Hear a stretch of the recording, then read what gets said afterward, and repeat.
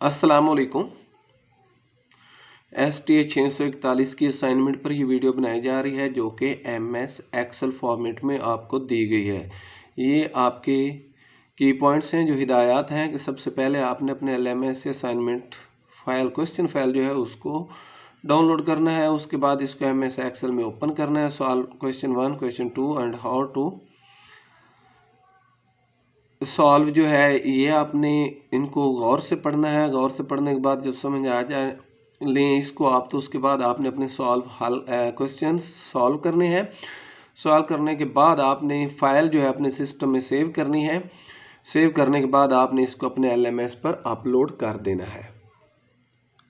Question 1 क्या है कि कुछ डाटा दिया गया है जिसमें आपने mid point of the boundaries find करने हैं, रिलेटिव फ्रीक्वेंसी मालूम करनी है, परसेंटेज रिलेटिव फ्रीक्वेंसी मालूम करनी है, हिस्टोग्राम मालूम करनी है बनानी है, और इसके अलावा mean of the data find करनी है। ये नीचे आपको क्लास बाउंड्रीज जो 5 से 10, 10 से 15, 15 से 20 दी गई है। सामने उनकी फ्रीक्वेंसी है जो 5 से 10 है, इसकी 4 फ्रीक्वेंसी है। 10 से 15 जो क्लास है उसकी 7 फ्रीक्वेंसी है। 15 से 20 जो है इसकी 15 है। तो सिमिलरली ये फ्रीक्वेंसीज दी गई हैं। उसके बाद आपने आना है, देखें सवाल नंबर 2 में वो कहते हैं कि कोई स्टूडेंट है, उनका जो है time spent for preparation of exam जो है वो दिया गया है। तो आपने इसका कोरिलेशन, सिंपल कोरिलेशन और इसके अलावा linear regression of analysis find करना है। ये स्टूडेंट हैं, उनका टेस्ट स्कोर है और उनके स्टडी आवर्स हैं। इससे हमने कोरिलेशन और रिग्रेशन एनालिसिस जो है वो फाइंड करना है। जो नंबर 3 है हाउ टू सॉल्व, इसमें भी वही हिदायत ज़रा हाईलाइट करके दी गई हैं कि सवाल नंबर 1 में आपने क्या फाइंड करना है, सवाल नंबर 2 में आपने क्या फाइंड करना है। तो अब हम आते हैं आपके असाइनमेंट के सलूशन की तरफ। तो तमाम सलूशन आपको उर्दू डिटेल के साथ समझाया जाएगा। अगर आप चैनल पर न्यू हैं तो चैनल को सब्सक्राइब कर दें, और वीडियो आपको कैसी लगी ये भी आखिर में आपने ज़रूर बताना है। काइंडली ऑनलाइन वीडियो को देखने के बाद अगर फिर भी आपको कोई प्रॉब्लम हो तो आपको नीचे लिंक दिया जाएगा, उससे जाकर आप ये असाइनमेंट हासिल कर सकते हैं। इसके अलावा असाइनमेंट जो है आप हासिल कर सकते हैं लिंक में, वीडियो के लिंक में जाएं। लिंक में जाने के बाद आपको एक ग्रुप दिया जाएगा, उसको ज्वाइन करने के बाद जो है आपको ईजिली मुझसे कांटेक्ट करके भी ये असाइनमेंट ले सकते हैं।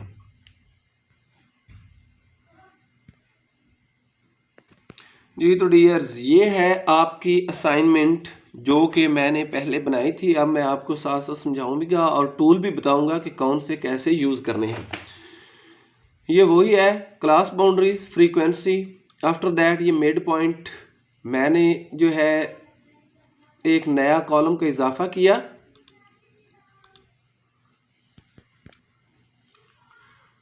ये मिड पॉइंट है, relative frequency, frequency f of x। सबसे पहले बात करते हैं मिड पॉइंट की कि ये कैसे हासिल किएंगे। 5 और 10 को ऐड करें तो ये आता है 15। 15 को 2 पर डिवाइड करें तो ये आता है 7.5। इसी तरह 10 और 15 को ऐड करें, ये वाला 10 और ये 15, जो लोअर बाउंड्री और अपर बाउंड्री वैल्यू है उनको ऐड किया, ऐड करके 2 पर डिवाइड किया, तो जो भी हमें वैल्यू हासिल होती है वो हमारा मिड पॉइंट होगा। सिमिलरली जब 30 और 35 को आप ऐड करेंगे और उसके बाद उसको 2 पर डिवाइड करेंगे तो ये हमें आंसर हासिल होगा। ये तो हमारे पास था ये वाला आंसर। अब हमने क्या करना है, अब हमने मालूम करनी है रिलेटिव फ्रीक्वेंसी। डियर स्टूडेंट्स, याद रखें कि सबसे पहले रिलेटिव फ्रीक्वेंसी मालूम करने के लिए हमें टोटल फ्रीक्वेंसी मालूम करना पड़ेगी। टोटल फ्रीक्वेंसी मालूम करने के लिए हमें क्या करना होगा, फ्रीक्वेंसीज जो है इनका टोटल मालूम करना होगा। फ्रीक्वेंसी का टोटल मालूम करने के लिए हम क्या करते हैं कि ये मैंने पहले निकाला हुआ, अब आपको बताता हूँ टूल कैसे इस्तेमाल करेंगे। यहां से आपने करना है सिलेक्ट। कैसे, इस तरह आपने सिलेक्ट करना है। सेलेक्ट करने के बाद आपने जो आपकी एक्सेल है उसमें आपने चले जाना है, यहां पर सिग्मा की ऑप्शन नजर आ रही होगी, तो आपने सिग्मा की ऑप्शन पे चले जाना है और सिग्मा के ऑप्शन पे जाने के बाद आपने इसको दबाना है, यानी कि ये आपने किया है सेलेक्ट। सेलेक्ट करने के बाद सिग्मा को दबाएंगे तो ये हमें हासिल हो गया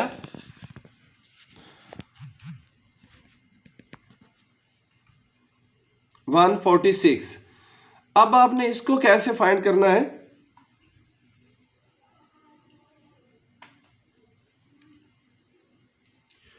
कि आपने सबसे पहले इक्वल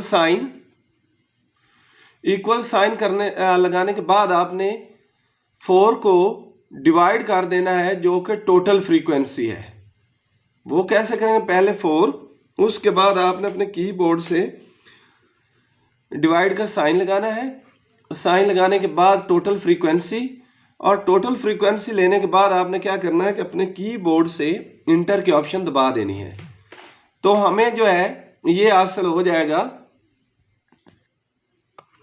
फ्रीक्वेंसी। सेम इसी तरह यहां पर आपने इक्वल साइन दबानी है, उसके बाद 7 डिवाइड बाई 146 वाला दबाएंगे जिस तरह मैंने पहले आपको बताया, तो ये सारी फ्रीक्वेंसीज इसी तरह आप निकाल सकते हैं। आफ्टर दैट अब आपने क्या करना है, आपने अब फ्रीक्वेंसी परसेंटेज लेनी है।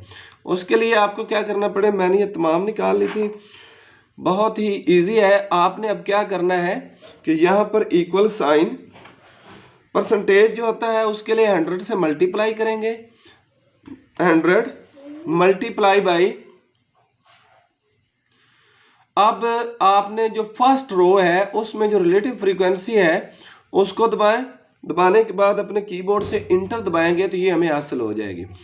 और ये हासिल होने के बाद आप तमाम इस तरह भी निकाल सकते हैं, वरना उसके बाद जब एक निकल आएगी ये आपके पास यहाँ पर नहीं होगी। ये जैसे मैं अब आपको दोबारा बता देता हूँ, आप एक निकालने के बाद डायरेक्ट भी निकाल सकते हैं।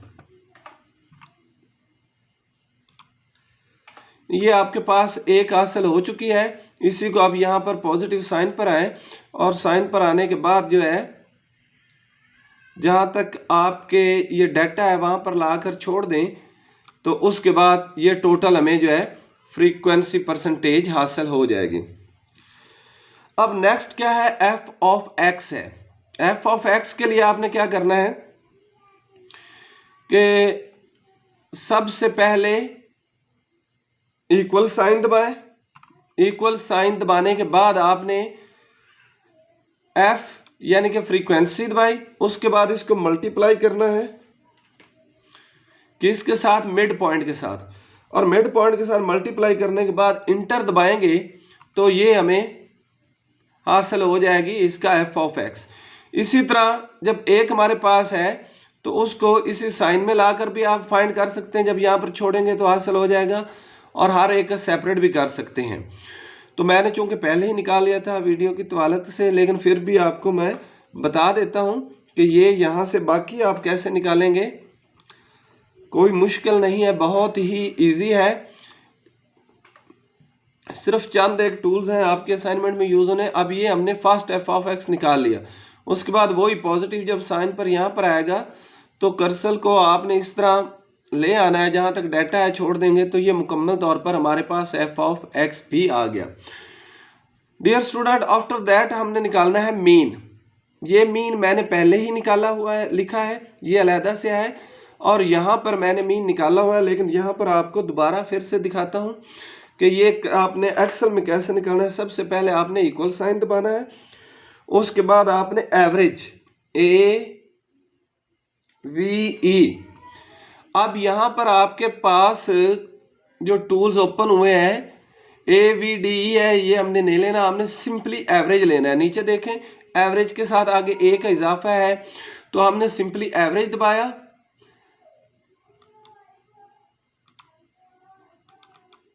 और अब ये दबाने के बाद हमने एवरेज लेनी किसकी है, ये मिड पॉइंट जो है वो दबाया। दबाने के बाद हमने जो ब्रैकेट है उसको बंद किया, बंद करने के बाद इंटर दबाया, तो ये हमारे पास आ गया एवरेज। अब हमने क्या करना है, अब हमने इसके बनानी है। अब हमारे पास मीन भी यानी कि हासिल हो चुका है। अब हमारे पास रहता क्या है, हमारे पास जस्ट इसका जो है हिस्टोग्राम रहती है। तो हिस्टोग्राम बनाने के लिए हमें क्या करना होगा, हमें सबसे पहले फार्मूला बार में जाना होगा। ये आपके स्क्रीन पर जो नजर आ रहा होगा फार्मूला बार, फार्मूला बार में नहीं है ग्राफ, तो हम इंसर्ट पे जाते हैं। इंसर्ट पे अब ये आ जाता है कॉलम्स, इंसर्ट कॉलम चार्ट। तो अब हमने यहां से बनाना है हिस्टोग्राम। तो हिस्टोग्राम के लिए हम क्या करते हैं, सबसे पहले हमने जिसका हिस्टोग्राम बनाना है डियर स्टूडेंट वो डाटा सिलेक्ट करते हैं। तो ये है हमारे पास डाटा जिसका हमने हिस्टोग्राम बनाना है। मैं दोबारा से फिर ये क्लास पर आए, क्लास पर आने के बाद ये हमने सेलेक्ट कर लिया। सेलेक्ट करने के बाद हम किस पर गए, कॉलम पर 2D में चले जाते हैं, यहां पर ही हम बनाते हैं। तो ये हमारे पास एक बन गया ग्राफ, हिस्टोग्राम। जो ये यहां पर है फ्रीक्वेंसी है, यहां पर आप हिस्टोग्राम लिख दें।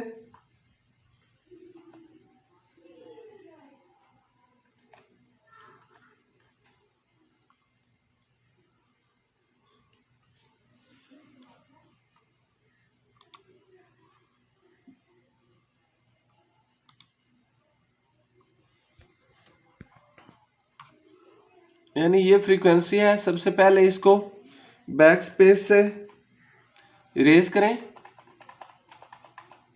इरेज करने के बाद यहां पर लिखेंगे हिस्टोग्राम।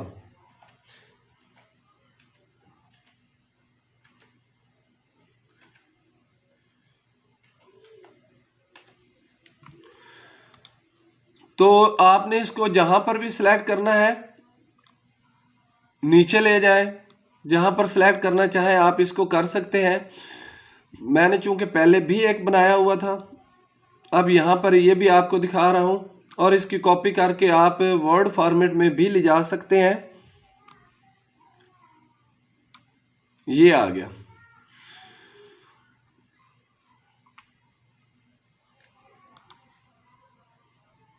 और यहां पर आप इसको पाई चार्ट में भी कन्वर्ट करना चाहें, लाइन में करना चाहें, स्कैटर में बनाने, जिसमें भी चाहें आप इसको यहां से कन्वर्ट कर सकते हैं। लेकिन चूंकि मैंने आपको सिर्फ उन्होंने हिस्टोग्राम कहा तो हमने ये बना दिया, दैट्स ऑल, मुकम्मल होगा। तो इसके बाद अब हम चलते हैं आपके दूसरे सवाल की तरफ। और हाँ, इसको आपने अब कॉपी कैसे करना है, आगे आपने इसको कैसे ले जाना है, वो भी मैं आपको वीडियो के आखिर में बताता हूं। अब हम आते हैं आपके सवाल नंबर 2 की तरफ। डियर स्टूडेंट, ये आपका दूसरा सवाल है जिसमें उन्होंने कहा है कि आपने अब इसको बनाना है इस कोरिलेशन और लीनियर रिग्रेशन। बहुत ही इजी है। सबसे पहले आपने क्या करना है, मैं आपको दिखा दूं कि आपने अपने एक्सेल की डाटा पर चले जाना है। सबसे दाएं तरफ आप देखेंगे तो आपको नजर आएगा कहीं डाटा एनालिसिस, डाटा एनालिसिस पर आ जाना है। जब डाटा एनालिसिस पर आ गए आप, तो यहां पर आपने लेना है कोरिलेशन। यहां पर आप देखेंगे डाटा एनालिसिस में बहुत से ऑप्शन मिलेंगे आपको, आपने सिर्फ लेना है कोरिलेशन। कोरिलेशन लेने के बाद आपने दबाना है ओके। अब वो कहते हैं, ये चूंकि मैं पहले इसको हल करता रहा हूं इस वजह से यहां पर शोर है, मैं आपको दोबारा से दिखाऊंगा।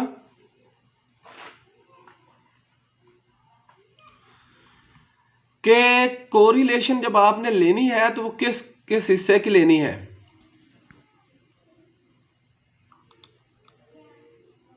तो मैंने ये डाटा जो है वो सिलेक्ट किया। सिलेक्ट करने के बाद क्रॉस से वापस आया। अब वो कहते हैं कि लेबल आपने शामिल किया है नहीं, यानी ये टेस्ट स्कोर जिसको मैंने एक्स भी साथ इजाफी कर दिया, स्टडी आवर्स ये भी मैंने इजाफी शामिल कर दिया भाई। तो वो कहते हैं कि आपने ये लेबल शामिल किया ही नहीं। अगर तो मैंने लेबल को शामिल किया है तो मैं इसको चेक करूंगा, वरना इसको ऐसे अनचेक रहने दो। अब मैंने चूंकि शामिल किया है तो मैंने इसको चेक किया। अब वो कहते हैं कि आपने रेंज किस में लेनी, ये आउटपुट रेंज। चूंकि मैंने तो पहले ये आउटपुट रेंज सेलेक्ट की हुई थी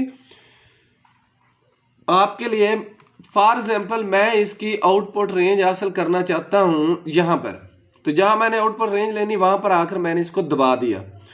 जैसे ही मैंने दबाया, दबाने के बाद सॉरी ये जो है इसमें आउटपुट रेंज जहां पर मैंने हासिल करनी है,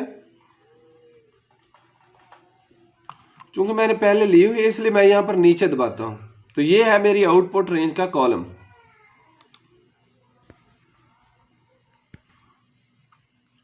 तो आउटपुट रेंज लेने के बाद मैंने क्या किया, अब मैं ओके को दबाऊंगा। तो ये हमारा जो है क्या हासिल हुआ, कोरिलेशन, जिसमें ये टेस्ट स्कोर है हमारा, ये स्टडी आवर्स है। टेस्ट स्कोर जो है ये हमारे पास आंसर आ गया। आप चाहें तो इसको होम पर जाकर कलर भी चेंज कर सकते हैं, जौन सा कलर आप चाहें यहां से लगा सकते हैं। इसी तरह बाकी में भी आप जो चाहें वो वाला कलर फिल कर सकते हैं।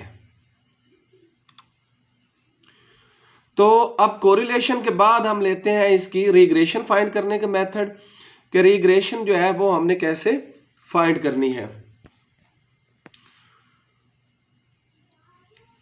तो उसके लिए भी आपने क्या करना है कि डाटा पर जाना है। डाटा पर जाने के बाद डाटा एनालिसिस, और डाटा एनालिसिस में आप देखें तो यहां पर रिग्रेशन का ऑप्शन होगा।